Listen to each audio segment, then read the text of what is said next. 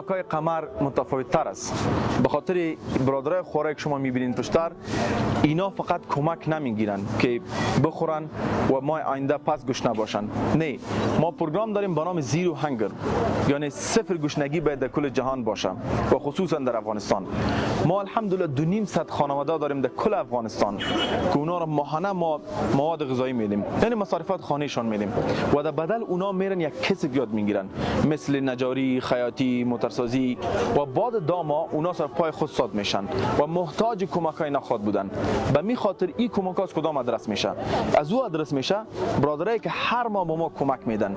زیاد نیست، اصلا $10 $15 $20 است. خود حساب میکنن در یک دبیت و اتوماتیک سیستم ما از اونا پیسه کش میکنن و همون کمکاست که ما میتونیم پلان کنیم، پلان دامه ها جور کنیم، پلان 1 ساله جور کنیم، پلان 6 ماه جور کنیم. این کمک‌ها رو میبینید که مردم میگیرن. بعد چی تقریبا 5 ماه تیر شده، بعد 5 ماه ان شاء الله اینا به کمک هیچ نیاز نخواد داشتن. یک مشهور گفتن است، میگن ماهی گرفتن برشان یاد بده، نباشن فقط ماهی رو بده. به خاطر همین پالیسی ما تطبیق میکنیم، نه فقط مردم نان میدیم بلکه اینا رو تربیت میکنیم، ترین میکنیم تا بتونن به خود نان پیدا کنن بعد چند ماه. الحمدلله این کمک‌ها فقط و فقط امکان داره با کمکایی که برادرای خورد هلپرز کلاب هستن. از اونها تشکر میکنم و قصه فامیلا رو که بشنوی حیران خود شدی. یک خور میول صحبت میکنم راشون، گفت که این بچه میگه همیشه خود دروغگوی هستی، چرا میگی که من لوبیا رو پخته میکنم؟ پخته میکنی، پخته نمیکنی. امروز لوبیا رو در کمک‌ها دیدم، گریانم آمد که به خاطر بچه ما که امروز به خود ثابت خواد کردم که لوبیا رو پخته کردم میتونم.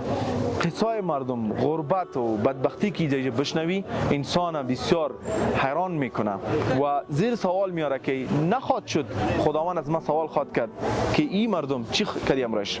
یعنی اگه اینا برن روز قیامت، یک سوال از شما دارم و الله سبحانه اینا پرسان کنه کی شما را در این حالت انداخت و اون نفرا رو لیست کنن که این مرا در این حالت انداخت و باز پرسان کنه کی به کمک تان آمد و فکر نمیکنی که در اون لیست نام خودت باشه که اینا بگن که احمد، محمود، سلطان، شمس به کمک آمد و دست ما گرفت، فامیل من نجات داد.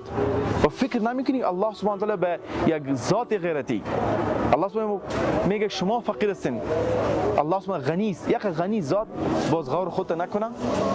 ما همین خاطر میگیم که در پایین لینک است، با همراه فامیلات صحبت کو. اکانت اروپا همچنان وجود داره، هر چی واسطان میشه خود حساب کنین، هر ما شما کمک بدین اتوماتیک از شما گرفته میشه. ما بتونیم اینطوری پروژه تطبیق کنیم تا بتونیم بنیادی مردم کمک، نه فقط نان بده فردا گوش نباشن.